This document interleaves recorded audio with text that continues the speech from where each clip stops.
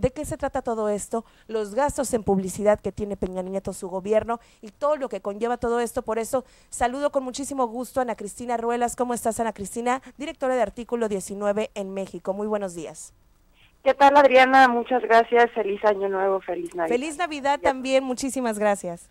Pues efectivamente lo que señala el New York Times es algo que desde fundar y Artículo 19 hemos venido señalando constantemente desde hace más de 10 años sobre el gasto indiscriminado y arbitrario en materia de publicidad oficial, que lejos de informar a la gente está buscando ensalzar a funcionarios públicos. Recordemos que al no ser un gasto regulado, la publicidad oficial está utilizada para promocionar, para generar propaganda y para, pues eso, subir y decirle a la ciudadanía que ciertos personajes son mejores que otros, que ciertas acciones son mejores y que han generado desarrollo, etcétera, etcétera. Y también decir que la publicidad oficial tendría que fungir como un mecanismo de comunicación entre el gobierno y la sociedad. Es decir, no basta que me digan que se afiliaron 20,000 personas al Seguro Popular. Lo que a mí me gustaría saber es cuáles son los beneficios que me otorga el Seguro Popular, cómo hacer para integrarme al Seguro Popular y a dónde me tengo que dirigir. Esto no sucede en la actualidad, porque lo único de lo que nos hablan es de aparentes resultados que no nos dicen nada.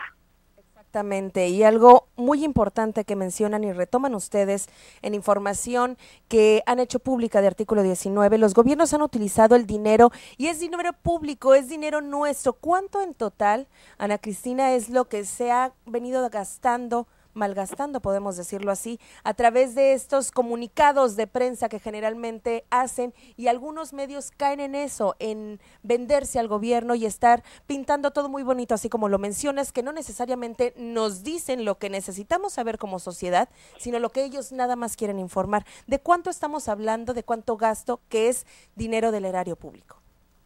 Pues estamos hablando de más de 38,000 millones de pesos solo del gobierno federal. Si sumamos este gasto a los gobiernos estatales, que aproximadamente gastan alrededor de 4,000 millones de pesos anuales, pues entonces estamos hablando de un gasto de alrededor de 60,000 millones de pesos en lo que va del sexenio de Enrique Peña Nieto. Es un monto exorbitante, y lo más preocupante es que es un monto bajo el cual no existen controles. Es decir, no existe un mecanismo de rendición de cuentas que hoy por hoy nos diga que cada uno de esos pesos que se destinaron para la comunicación social están siendo o están rindiendo efectos en la vida de la sociedad. Y eso es algo pues realmente que no podemos permitirnos. Y tomando en cuenta que lo que se está buscando con este dinero público es pervertir la información que está llegando a la sociedad. Es decir, para toda tu audiencia es importante que cuestionen a los medios, que digan, a ver, esto no me suena, ¿por qué no hay más de una voz?, ¿no? Es importante porque de esa manera vamos a generar más pluralidad, vamos a exigir objetividad y vamos a exigirle a los propios medios que generen un nuevo modelo económico, porque actualmente, por recordar, como lo menciona el New York Times, que los medios, más que nada los medios locales, llegan a depender hasta en un 60-70% del dinero público. Y la realidad es que nadie muerde la mano que le da de comer, y es muy difícil que los medios se aparten de la línea editorial del gobierno si ellos son los que están pagando por el 60%, 70% de la nómina o de la operación del medio. Eso es algo que se tiene que revertir y se tiene que regular.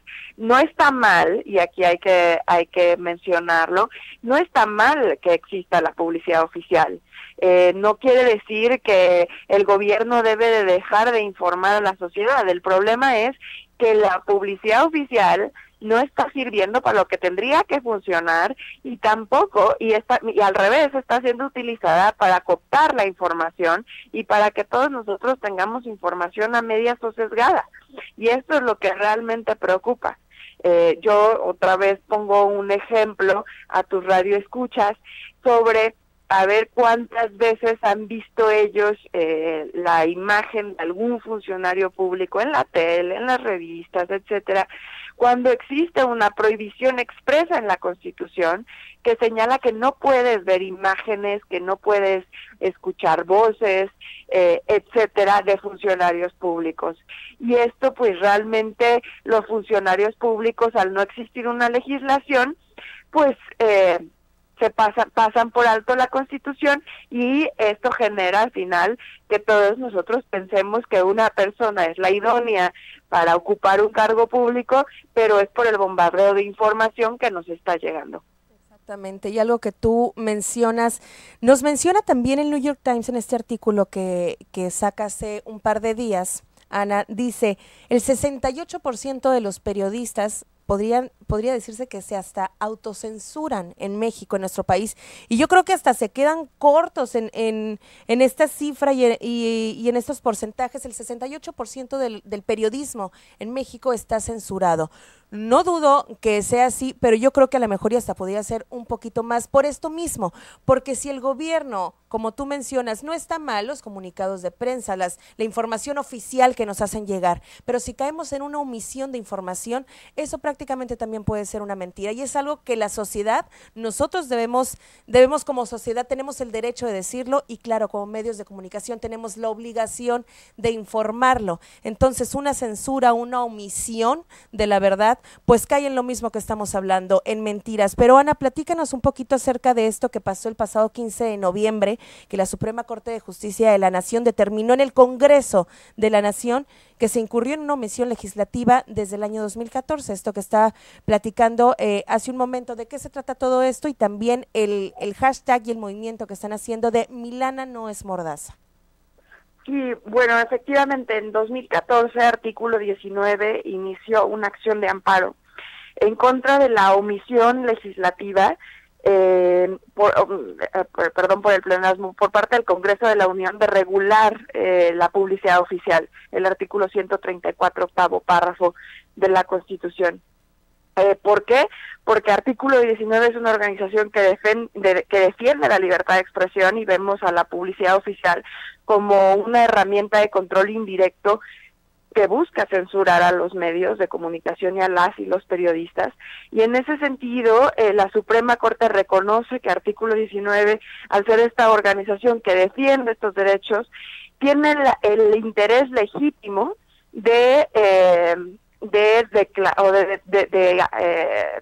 exigir la constitucionalidad de la publicidad oficial, y en ese sentido determina efectivamente que el Congreso ha incurrido en un incumplimiento a la Constitución, a la propia Constitución, al no regular la publicidad oficial, toda vez que la Constitución, la reforma político-electoral, le había dado hasta abril del 2014 para regularla. Es decir, el Congreso había pensado que estaba por encima de la Constitución porque no había habido en la historia un caso en el que la Suprema Corte reconociera que el Congreso estaba incurriendo en omisión.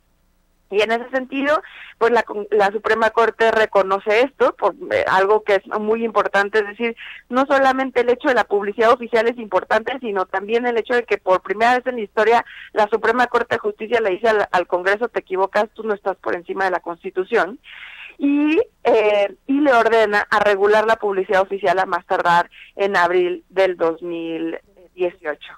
Y entonces aquí estamos frente a una situación en la que pues tanto la Cámara de Diputados como la Cámara de Senadores tienen que iniciar el proceso legislativo a fin de regular, y nosotros decimos, con base en los más altos estándares internacionales. Lo cierto es que la Comisión Interamericana de Derechos Humanos ya ha emitido 8 principios para la regulación de publicidad oficial, y nosotros creemos que hay bastantes iniciativas presentadas, hay más de 17 iniciativas presentadas en los últimos años que nunca fueron discutidas, que tienen bastantes cuestiones rescatables y que podrían generar una buena legislación. Pero para esto también es muy importante que haya una discusión abierta, plural, en la que se integran diversas voces, no solamente de la sociedad civil y de los académicos expertos, sino también de los dueños de los medios, de los editores, para que generemos un modelo que efectivamente provoque pluralidad, objetividad y que pues beneficia a la sociedad, que hablemos realmente de un estado de mayor libertad de expresión. Y como lo mencionas, Ana, bueno, sabemos que este fallo histórico, así como nos estás informando, el Congreso tiene ahora hasta el día 30 de abril del 2018 para poder cumplir pues estas omisiones que ya se han señalado, que pues se han provocado, se han dado a conocer y también que ya se determinaron y se aceptaron por parte de la Suprema Corte de Justicia de la Nación. ¿Quiénes son ¿quiénes están involucrados? Sabemos que obviamente los medios de comunicación somos los pioneros en poder continuar y poder frenar más bien toda esta serie de omisiones que se dan al momento de informar a la comunidad, pero así como también tienen derecho la ciudadanía de seguir informado, de qué manera ellos pueden seguir involucrados, así como por ejemplo la información que lo da a conocer Fundar, como lo retoma artículo 19, ¿quiénes también más están involucrados? ¿Derechos humanos en el país o para darle seguimiento también y para llegar a abril del 2018 informados y saber qué es lo que va a pasar después? Bueno, existen diversas organizaciones que han mencionado la importancia de regular la publicidad oficial, que han señalado el gasto indiscriminado que representa para el erario público la publicidad oficial, como México Evalúa, como INCO, entre otras organizaciones. Pero también es importante decir que los diversos medios, por ejemplo, en la agenda de periodistas que fue promovida en junio tras el asesinato de Javier Valdés, ese era uno de los grandes temas que se estaban impulsando.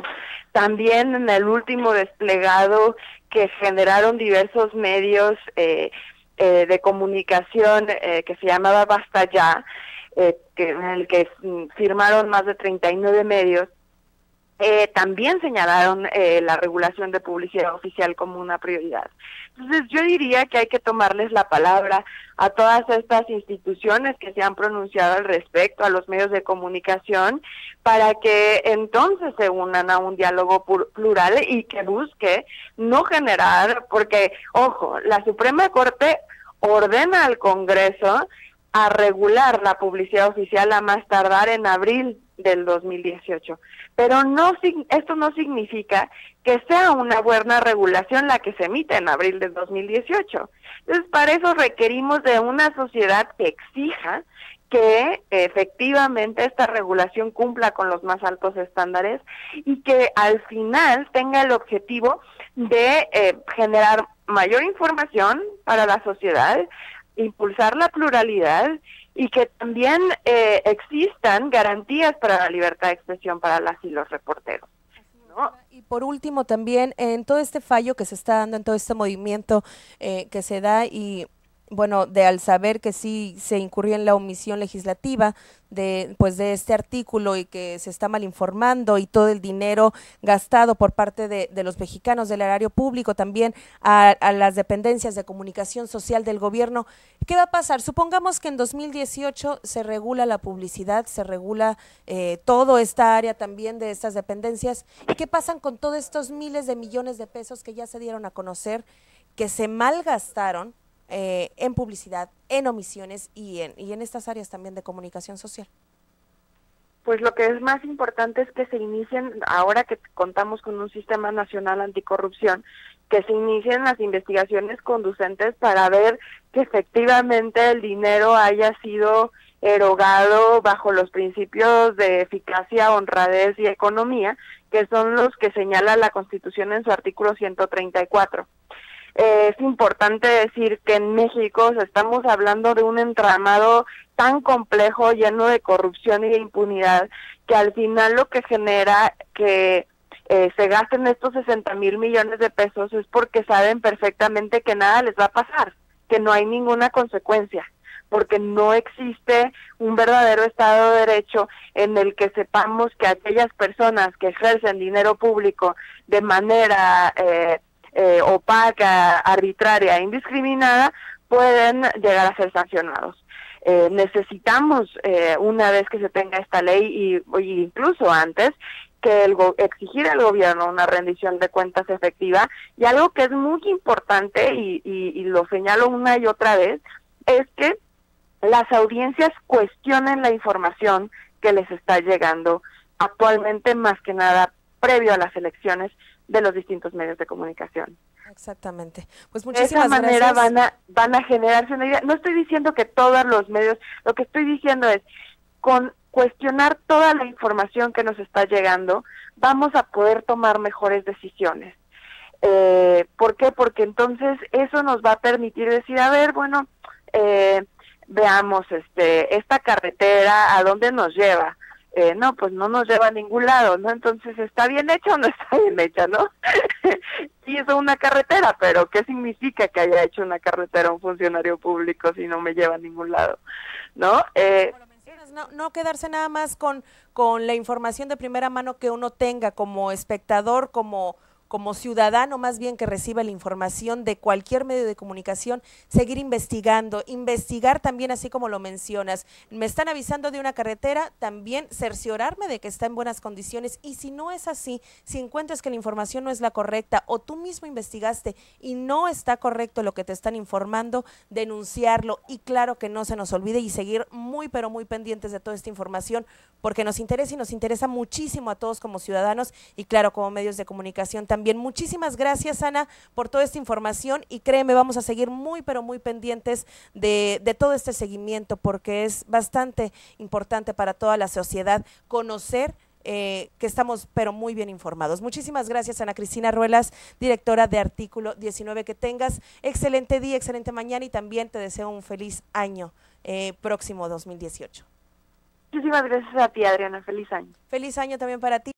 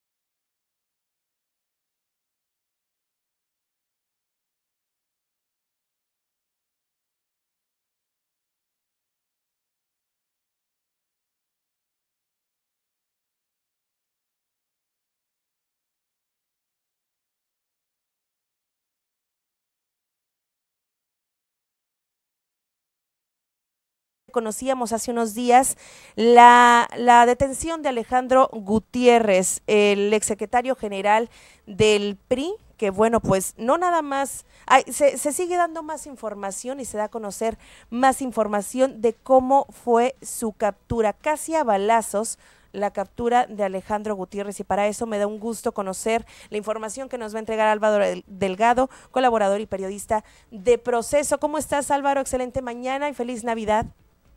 Igualmente, muy buenos días, felices fiestas para ti, para el auditorio. Muchas gracias. Bueno, pues platícanos qué se suscita a todo esto, porque fue una información que, bueno, causa revuelo nacional, y también sigue actualizaciones acerca de la captura que nos vas a platicar, y también de lo que conlleva después de haber sido capturado Alejandro Gutiérrez. Platícanos que esta información que das a conocer también en tu columna de información, en la nota que nos traes. Sí, mira, naturalmente que el caso que detonó el gobernador panista de Chihuahua, Javier Corral, es de primera importancia.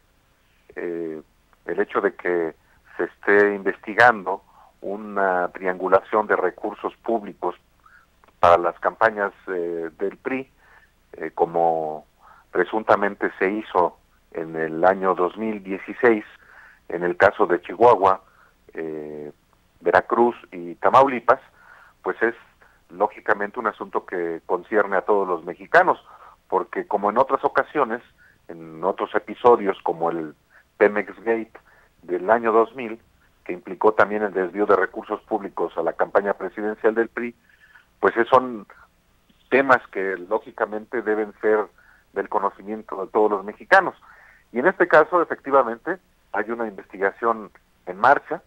La semana pasada, primero, a través del diario Reforma, se publicó el martes, precisamente el testimonio de uno de los implicados, que involucra a personajes muy prominentes de la política nacional, como es el caso de Manlio Fabio Beltrones, quien habría sido el operador principal como presidente del PRI de esta triangulación de recursos públicos a las campañas de su partido, con el aval del secretario de Hacienda de entonces, Luis Videgaray. Y en este contexto se da también el miércoles la detención del secretario general adjunto del PRI en ese entonces, Alejandro Gutiérrez, y yo obtuve información la semana pasada precisamente de cómo es que se produjo esta captura en Coahuila, y la publiqué el día martes en mi columna, no en la revista Proceso, lo publiqué en una columna que yo publico los martes en el periódico El Heraldo de México, y en esa columna, Adriana y amigos del auditorio, yo describo lo que ocurrió, lo que contó el gobernador Javier Corral a un grupo de políticos del PAN y del PRD que se reunieron con él el jueves de la semana pasada, y Corral narró, y así lo describo yo en mi columna Historia de lo Inmediato, cómo agentes de la ministeriales del estado de Chihuahua, con el apoyo de la Policía Federal, detuvieron en Saltillo, Coahuila, en las inmediaciones del aeropuerto, a Alejandro Gutiérrez, y cómo se dieron forcejeos, e inclusive estuvo a punto de darse un choque entre agentes de ambas corporaciones, en particular ya cuando Alejandro Gutiérrez fue trasladado vía aérea a Chihuahua, y supuestamente, según el relato de Javier Corral, en el aeropuerto de Ciudad Juárez habían sido desplegados 50 elementos de la Policía Federal. Corral mandó un centenar para evitar lo que se temía pudiera ser el rescate de Alejandro Gutiérrez. Este es, digamos, en suma lo que publiqué yo en mi columna, que concitó el enojo del propio gobernador Corral, negando que hubiera existido, negando la columna, lo cual es un desmentido que no es correcto, porque yo sostengo lo que publiqué con base en la información que obtuve de uno de los asistentes precisamente a esa cena, Adriana. Así es lo que estamos checando a través de su cuenta oficial de Twitter, Álvaro. Es como Javier Corral desmiente. ¿Y el por qué desmiente? Bueno, si me permites voy a leer el tuit que lanzó, dice hace 14 horas.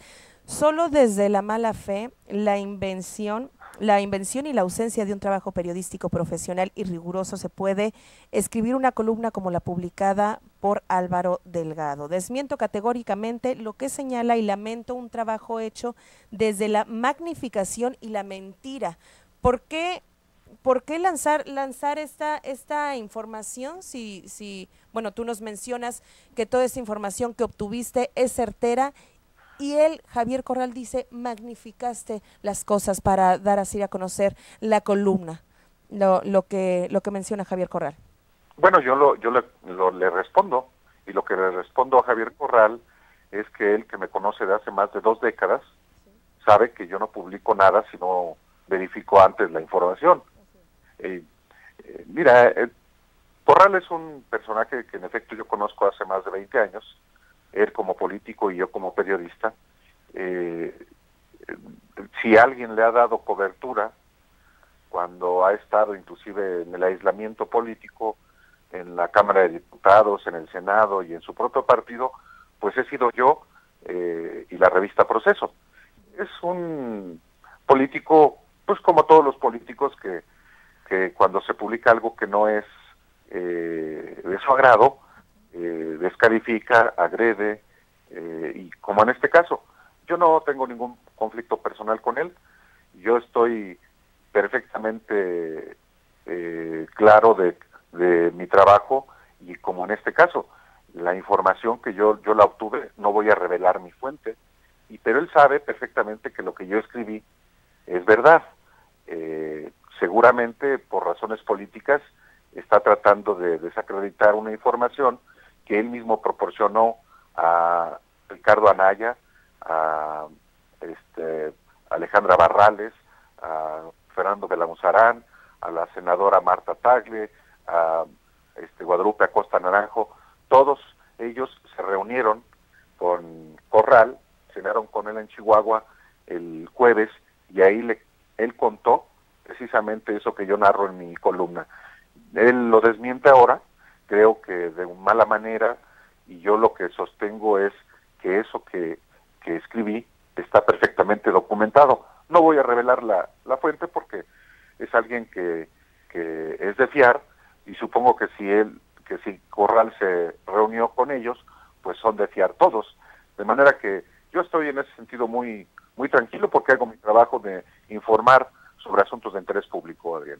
Así es, y la verdad es que, pues, como en este claro ejemplo, no se vale cuando se trata de desacreditar el trabajo periodístico, simplemente porque pues la información se reveló y no te gustó, no fue de tu agrado. Pero qué bueno que lo aclaras, Álvaro. Y bueno, pues para continuar con este caso de Alejandro Gutiérrez, se sabe que el expresidente del PRI, Manlio Fabio Beltrones, dijo que a raíz de la detención pues carece de pruebas y de validez judicial la aprehensión de Alejandro Gutiérrez. También se sabe que ahora Alejandro Gutiérrez, pues vinculado por proceso de peculado agravado, anunció que va a demandar a la Fiscalía de Chihuahua por fallas en el debido proceso y el procedimiento especiales de administración de justicia en todo su proceso. ¿Qué es lo que viene? ¿Qué es lo que sigue en este caso? Y si se anticipan,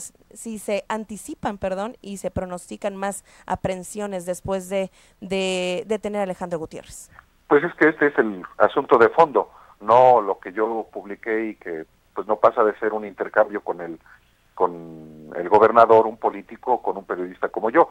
Lo fundamental es si efectivamente, como el propio gobernador afirma, hay más implicados en este uso ilegal de recursos públicos al más alto nivel, avalado al más alto nivel, al parecer por el propio secretario o el exsecretario de Hacienda, Luis Videgaray, y naturalmente no estaría exento de responsabilidad del propio presidente de la República, Enrique Peña Nieto.